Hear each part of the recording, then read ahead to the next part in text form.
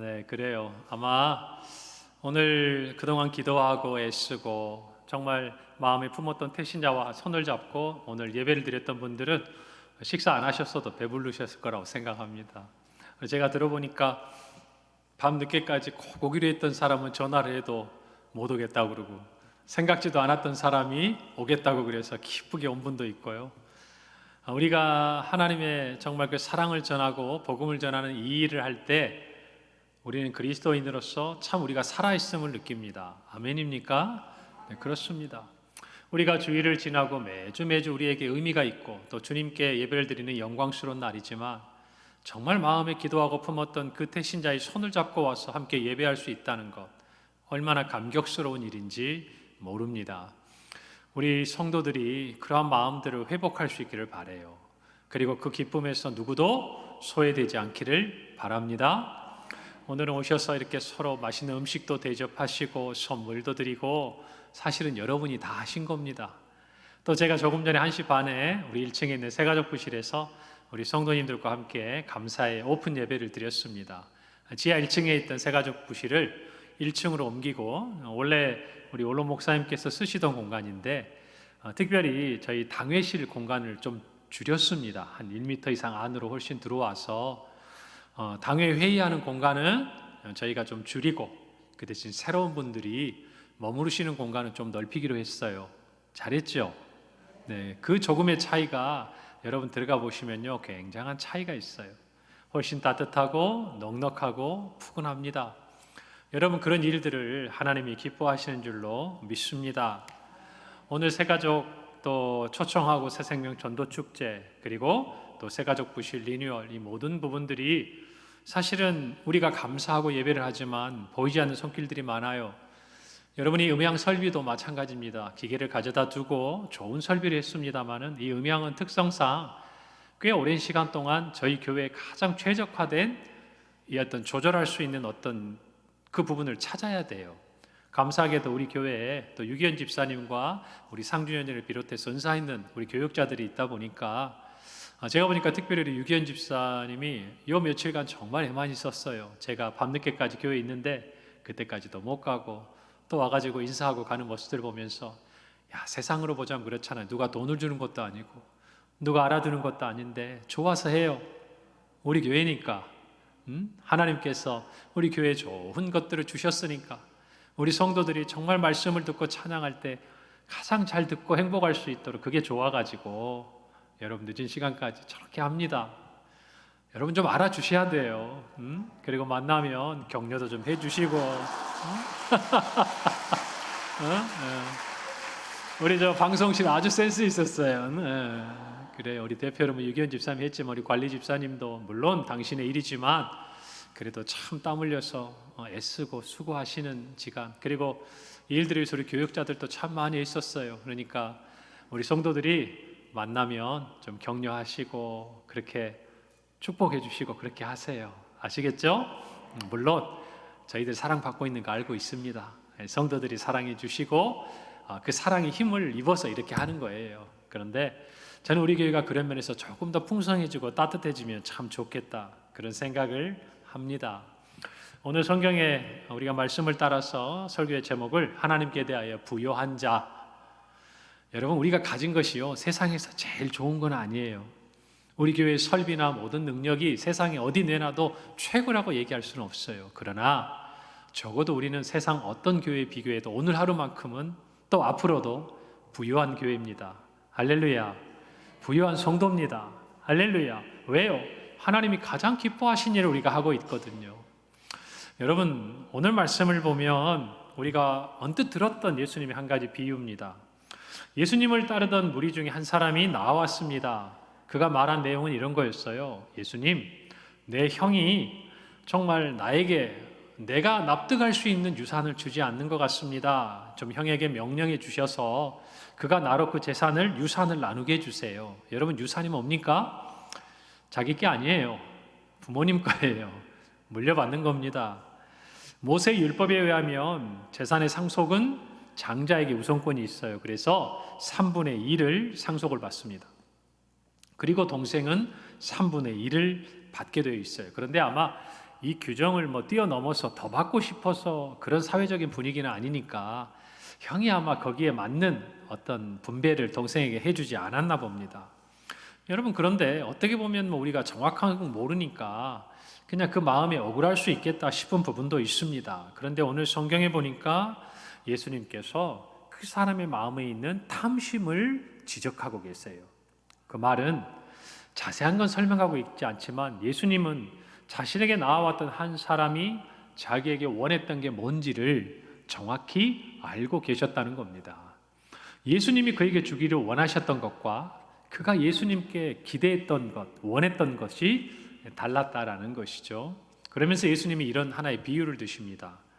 한 부자가 있었습니다. 곡식을 많이 수확했습니다. 더 이상 어디에 쌓아둘 데가 없습니다. 그는 생각하게 되죠.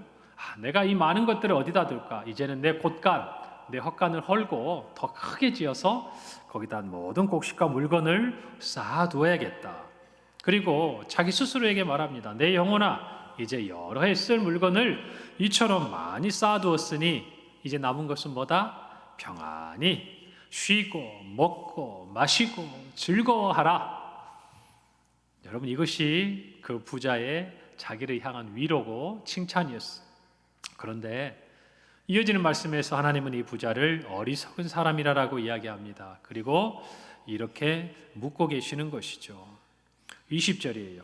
어리석은 자여, 오늘 밤에 내 영혼을 도로 찾으리니 그러면 내 준비한 것이 누구의 것이 되겠느냐? 이것이 하나님의 질문이었습니다. 그리고 예수님은 자기를 위하여 재물을 쌓아두고 하나님께 대하여 부요하지 못한 자가 마치 이 어리석은 부자와 같다라고 말씀을 하십니다. 여러분, 이 말씀을 들어보면 우리는 그냥 여러 가지 세상을 살면서 겪고 있는 것들을 떠올리게 되는 상황이 있죠. 어쩜 이런 분도 있을까요? 나는 좋으니까 좀 누가 나한테 뭐 좀 물려주면 좋겠다. 내가 몰랐던 좀 부모님이 어디 숨겨놓은 유산이라도 좀 있으면 좋겠다. 내가 가서 좀 나에게 나누어 달라고 조를 수 있는 형이라도 있으면 좋겠다. 모르겠어요. 아니면 이 비유에 있는 부자처럼 먹고 죽어도 좋으니까 좀 이렇게 많이 쌓아놓고 나도 내 영혼에게 이렇게 한번 말해봤으면 좋겠다. 그러실지 모르겠습니다. 그런데 이런 이야기를 들으면 우리는 나와 상관없다고 생각해요. 그거는 그냥 그 사람의 이야기고 지금의 내 권고하고 또 무엇인가 좀 궁핍하고 무엇인가 채워지지 않는 삶에서 이거는 다른 사람 얘기처럼 생각해요. 여러분, 그런데 오늘 가만히 한번 보세요. 오늘 15절에 보니까 이렇게 기록되어 있어요. 그들에게 이르시되 삼가 모든 탐심을 물리치라. 사람의 생명이 그 소유에 넉넉한 데 있지 아니하다라고 말합니다. 여러분, 예수님께 와서 자기 형에게 명해서 유산을 나누어 달라고 했던 사람은 몇 명이었습니까? 몇 명이었어요? 한 명이었어요. 한 명, 동생. 그런데 예수님은 그 동생의 질문을 들으시고 대답을 하시는데 그에게 하십니까? 그들에게 하십니까? 아직 식사하시고 잠이 덜 깨셨나요? 보여드렸잖아요. 그래요. 자, 그들에게 합니다. 무슨 말씀일까요? 이 말은, 이 이야기는 삼가 탐심을 물리치라는 이 말씀은 비단 그 한 사람의 얘기가 아니라는 거예요. 그 자리에 그 동생의 이야기를 듣고 있던 많은 무리들 또한 예외가 아니라는 겁니다. 모든 사람의 마음에 탐심이 있다라는 것이에요. 그것을 물리치라고 예수님은 그들에게 말씀하십니다. 오늘 저와 여러분도 마찬가지예요. 목사님, 저는 죽었다 깨나도 먹고 죽을 것도 없어요. 아니요. 먹고 죽을 건 없어도 탐심은 채울 수 있습니다. 아닙니까? 그래요. 가난하다고 욕심이 없는 거 아니에요. 가졌다고 너그러운 거 아니에요. 탐심은 누구에게나 있는 것이. 그래서 오늘 말씀은 저와 여러분 모두가 들어야 할 예수님의 말씀입니다.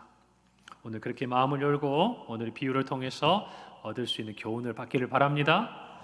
첫 번째예요. 탐심은 우상숭배입니다. 탐심이 뭐라고요? 우상숭배라고. 여러분, 오늘 15절에 보니까 삼가 모든 탐심을 물리치라라고 예수님은 말씀하셨습니다. 여러분, 이 탐심을 물리치다 라는 이 원의 의미는요, 조금 더 정확하게 표현해 보면 우리 한글로 이해해 보면은 뭐 이렇게 다가오는 탐심을 우리가 막 무찔러야 된다 이런 생각이 드는데, 정확히 이야기하면 이런 의미를 가지고 있어요. 탐심으로부터 자신을 지켜라, 이런 말이에요. 그러니까 우리의 삶에 순간순간 다가오는 이 욕심과 탐심의 시간 속에서 우리 스스로를 지킬 줄 알아야 된다는 말이에요. 그게 예수님의 말씀이에요. 여러분, 탐심의 이 헬라어 단어는요, 두 가지 의미가 더해져서 만들어진 합성어입니다. 어떤 단어 두 가지가 더해졌냐면, 하나는 더 많이라는 단어가 앞에 있고요, 뒤에는 가지다라는 단어가 있어요. 뭐 어렵게 제가 헬라어 원어를 얘기를 하지는 않겠습니다. 그러니까 탐심은 뭐예요? 더 많이 가지려고 하는 거예요. 만족을 모르는 거예요. 그칠 줄 모르는 거예요. 끝없이 그 탐심의 노예가 되어가는 것, 탐욕의 노예가 되어가는 것, 그것이 탐심이에요. 여러분, 예수님은 말씀하셔요. 탐심을 물리쳐라. 그런데 그 이유가 뭔가요? 사람의 생명이 그 소유에 넉넉한 데 있지 않다는 거예요. 너희가 많이 가져서 무슨 시험에 들거나 실족하거나 이런 게 아니에요. 정확하게 주님은 뭐라고 말씀하셨냐면, 탐심을 물리쳐야 될 이유가 뭐냐? 사람의 생명과 연관이 되어 있다는 거예요. 사람의 생명이 그 소유에 넉넉한 데 있지 않으니, 너 소유의 넉넉함을 채우기 위해 욕심을 부리기보다 정작 너 자신의 생명을 살리라는 거예요. 너 자신의 생명을 지키라는 거예요. 너에게 정말 중요한 게 뭔지를 깨달으라는 거예요. 자기의 생명에 대한 이해가 없고 소중함을 모르면 탐심에 이끌려가는 것이에요. 제가 오전에도 말씀드렸죠. 돈과 명예가 나에게 온 세상이 돼버리면 그것밖에 없어요. 여러분, 불행해지잖아요. 마찬가지예요. 많은 돈을 얻었고 많은 명예를 얻었는데, 여러분, 건강을 잃고 가족을 잃고 사람들을 잃고 외롭게 죽어져 간 사람이 한둘입니까? 제가 일일이 예를 들지 않아도 어쩌면 그런 사람들은 더 외로워요. 아파도 말도 못해요. 죽을 것 같아도 그것도 비밀에 붙여야 돼요. 여러분, 그것이 세상의 소유의 넉넉함을 가진 사람들의 마지막에 겪어야 되는 과정이에요. 여러분, 오히려 무엇인가 많이 가지지 않는 사람, 무엇인가 지켜야 될 명예가 없으면요, 솔직해집니다. 나 아파 죽겠어요. 기도 좀 해주세요. 나 아파, 뭐 먹고 싶은데 뭐 좀 사다 줘요. 나 힘들어 죽겠는데 좀 나한테 찾아와줘. 얘기 좀 해줘. 여러분, 그런데 많은 것을 가져보세요. 사람 만나는 게 무서워요. 믿을 수가 없어요. 다 내 돈만 보고 나를 쫓아오는 것 같아. 진실한 사람을 만나기가 어려워요. 그 사람을 만나도 내가 믿지를 못해요. 여러분, 그게 세상이에요. 꼭 오랜 세월을 살아보지 않아도 알고 배울 수 있는 거예요. 그러니 우리의 관심이 어디에 가야 됩니까? 소유의 넉넉함이 아니에요. 생명이 있어야 돼요. 그래서 우리 자신은 가장 좋은 것을 소유하고 있는 거예요. 왜요? 예수 그리스도를 믿음으로 말미암아 영생을 얻었기 때문이에요. 할렐루야. 저와 여러분이 오늘 정말 새로운 영혼들, 복음을 드려야 될 그 영혼들을 모셔왔습니다. 우리는 그들의 생명을 살리고자 한 거예요. 할렐루야. 이것을 우리가 마음속에 잘 간직해야 됩니다. 예수님의 관심은 물질이 아니에요. 그 소유에 넉넉한 데 있는 게 아니에요. 예수님의 관심은 이 동생이 형에게, 자기에게 필요한 물질을 얻는 것보다 더 중요한 것을 알기를 원하셨어요. 그게 뭘까요? 그의 생명이었어요. 그가 받아야 될, 예수 안에서 누려야 될 목마르지 않는 영원한 생수였어요. 구원의 은혜였어요. 그것이 안타까우시기 때문에 예수님 오늘 말씀하고 계시는 것입니다. 여러분, 이 땅에서의 물질에 대한 탐심은 반드시 우리의 영혼을 병들게 하고 장차 사망으로 인도합니다. 이것을 우리가 아는 것이 지혜입니다. 지혜입니다. 그걸 아셔야 돼요. 여러분, 바울은 골로새 교회에 편지합니다. 골로새서 3장 5절이에요. 그러므로 땅에 있는 지체를 죽이라. 곧 음란과 부정과 사욕과 악한 정욕과 탐심이니 탐심은 우상 숭배니라. 사도 바울은 골로새 교회에 편지를 합니다. 이 땅에 있는 지체 좋지 않은 것들이에요. 성경에 보니까 그것들은 음란입니다. 부정입니다. 사욕입니다. 악한 정욕입니다. 탐심입니다. 우리가 가지고 버려야 할 육체의 소욕들이에요. 여러분, 그런데 마지막에 한 번 더 언급하는 게 있어요. 그게 뭐죠? 탐심이에요. 이미 언급을 했어요. 다른 것과 동일하게. 그런데 마지막에 한 번 더 언급합니다. 그리고 우리가 생각하지 못할 한마디래요. 이 모든 것들을 죽여야 하는데 탐심은 곧 우상 숭배라는 것입니다. 여러분, 왜 탐심이 우상 숭배일까요? 그것은 바로 우리의 생명과 관계가 있기 때문이에요. 여러분, 그것이 우리를 살리고 죽이는 것처럼 착각하기 때문이에요. 여러분, 우리가 섬겨야 될 대상은, 우리가 숭배해야 될 대상은 정말로 우리의 생명을 살릴 수 있는 분이어야 돼요. 할렐루야. 정말 우리의 생명의 생사 여탈권을 쥐고 있는 분이어야 돼요. 그분만이 우리의 숭배를 받고 우리의 예배를 받으시고 우리가 섬길 뿐입니다. 할렐루야. 그런데 물질이 그것을 가로막는 것이에요. 탐심이 그것을 가로막는 것이에요. 원하든 원하지 않든 많은 물질은 우리로 하여금 많은 시험에 들도록 합니다. 그러나 이기고 지는 것은 물질의 탓이 아니에요. 우리의 탐심이에요. 하나님이 많은 것을 주셔도 탐심이 아니라 주를 위해 귀하게 쓰는 분들이 많습니다. 그러나 작은 것을 가져도 하나님 앞에 욕심을 부리는 사람이 많아요. 여러분, 우리 자신을 잘 돌아보아야 합니다. 이것들은 부자들을 향한 이야기가 아니에요. 마태복음 6장 24절에 보면 우리는 그 이유를 더욱 분명히 알 수 있습니다. 한 사람이 두 주인을 섬기지 못할 것이니 혹 이를 미워하고 저를 사랑하거나 저를 경히 여김이라. 너희가 하나님과 재물을 겸하여 섬기지 못하느니라. 여러분, 이 말씀이 무슨 의미입니까? 우리에게 있는 재물, 그것들을 추구하고 탐심으로 나아가다 보면 우리는 마땅히 섬겨야 될 하나님이 아니라 물질을 섬기게 된다, 그 말이에요. 성경에 유일하게 하나님과 대적해서 비교하고 말씀하신 부분이 바로 이 부분이에요. 재물을 섬길 것인가, 물질을 섬길 것인가. 제가 말씀드렸습니다. 재물이 많고 적음과는 상관이 없는 거예요. 우리 중에 부자 되기 싫은 사람 있습니까? 내가 부자가 못 돼서 그런 거지. 하나님이 많은 물질만 주시면 사양할 분 없잖아요. 똑같은 거예요. 우리 모두도 물질을 하나님께 정말 받아서 우리가 누리기 시작하면, 우리가 먼저 그 중요한 우선순위를 명확하게 하지 않으면 우리가 물질이 많든 적든 우리는 그 물질을 섬기게 돼 있다, 그 말이에요. 오늘 저와 여러분이 이 세속주의적인 가치관을 바꿔내야 합니다. 할렐루야. 세상은 말합니다. 돈이 최고라고 그래요.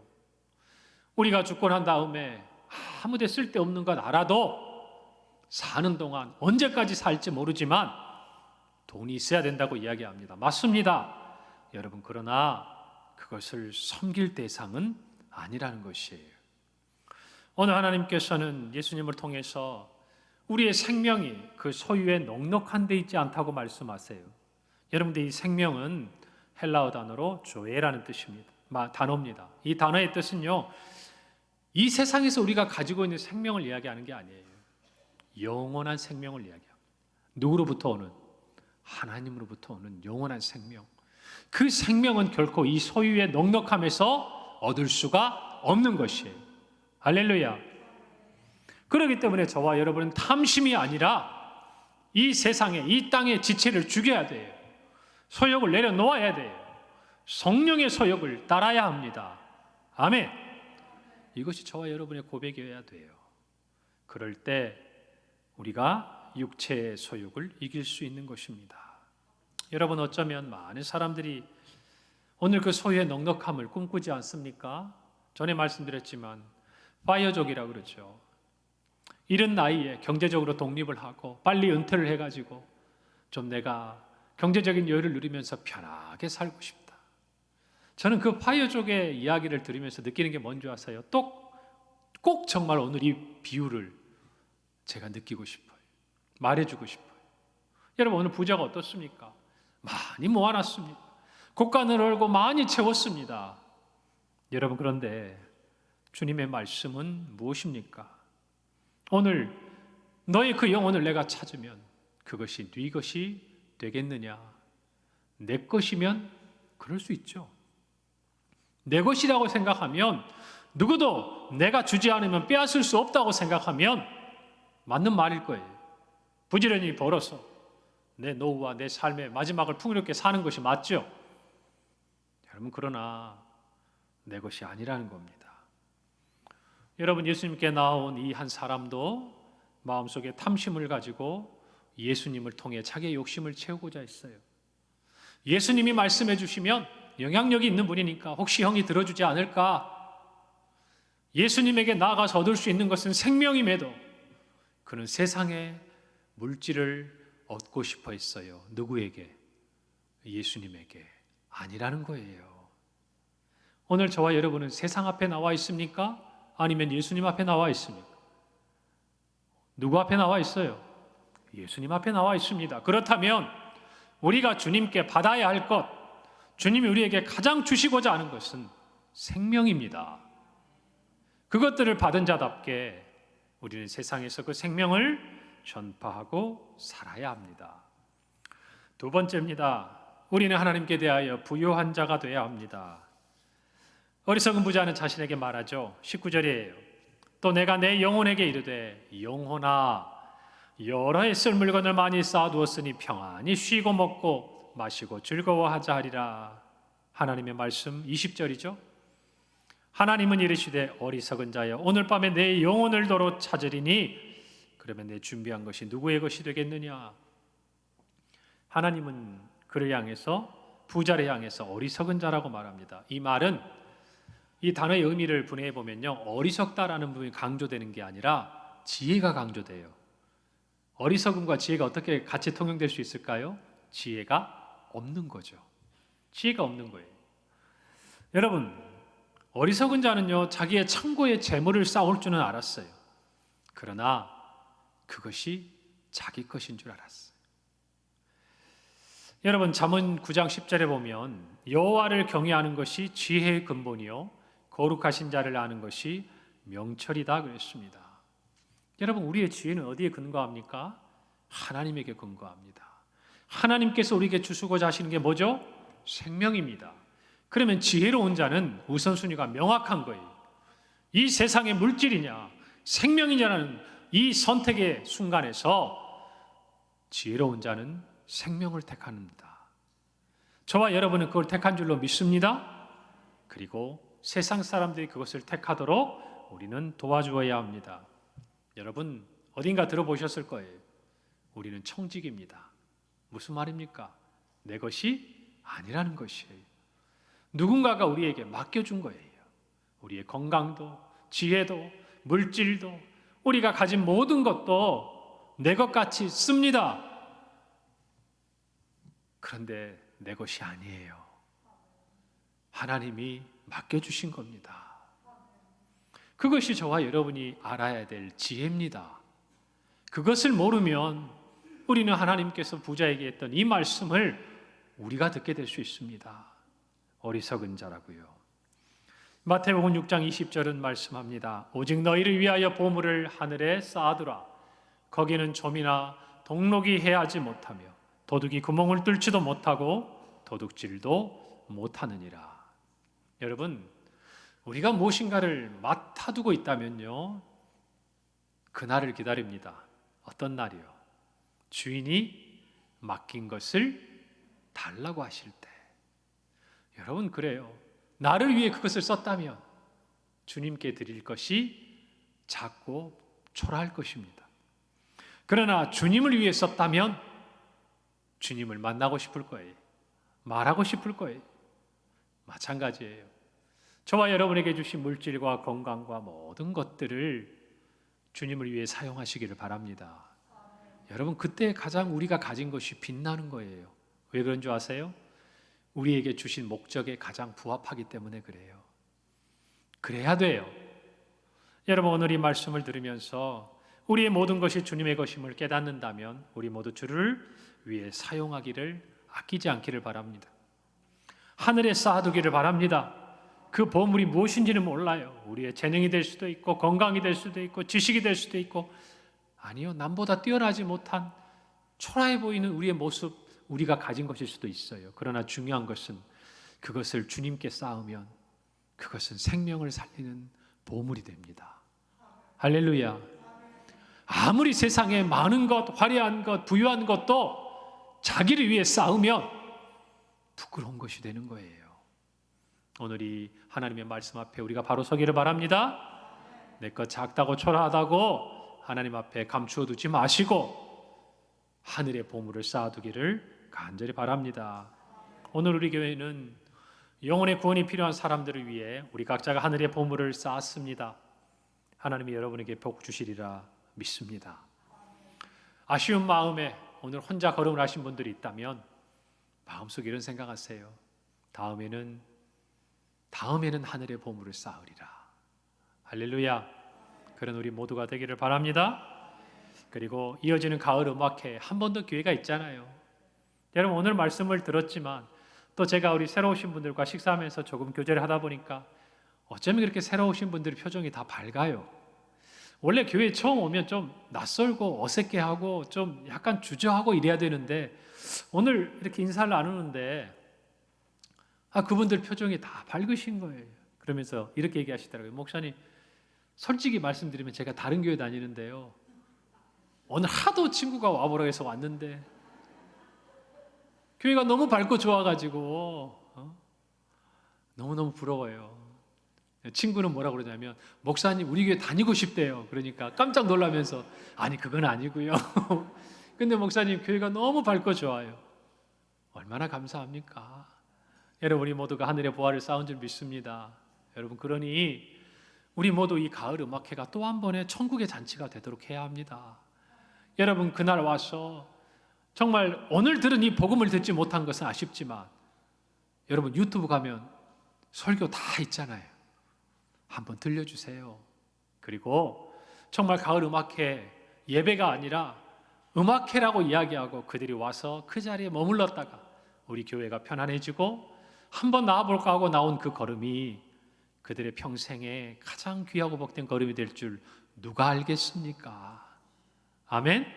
네, 그런 마음으로 우리 추수의 이 계절에 끝까지 추수할 수 있기를 바랍니다. 그리고 하나님이 여러분께 주신 모든 것들을 여러분이 평가하지 말아요. 작다고 이야기하지도 말고 초라하다고 얘기하지도 마시고 하늘에 쌓으시면 보물이 됩니다. 그 믿음으로 승리하는 여러분 모두가 되기를 바랍니다. 기도하겠습니다. 하나님, 은혜를 감사합니다. 오늘 이 말씀처럼 이 땅의 모든 탐심을 버리고 하늘의 보물을 쌓는 우리 모든 성도들이 되게 하시고, 특별히 오늘 정말 1부, 2부 예배를 통해서 우리 새생명 전도축제에 나오신 새로운 영혼들, 아버지 하나님 함께 동행해 주시고 함께 찾아가 주셔서 우리처럼 생명을 마음에 간직하고 하늘의 보화를 쌓는 복된 인생이 되도록 함께하여 주시옵소서. 한 영혼도 그저와 다 다시 세상으로 돌아가지 않게 하시고, 이번 토요일에 있을 가을 음악회를 통해서도 하나님이 예비하시고 택하신 백성들 이 자리에 나오게 도와 주시옵소서. 예수님 이름으로 기도합니다. 아멘.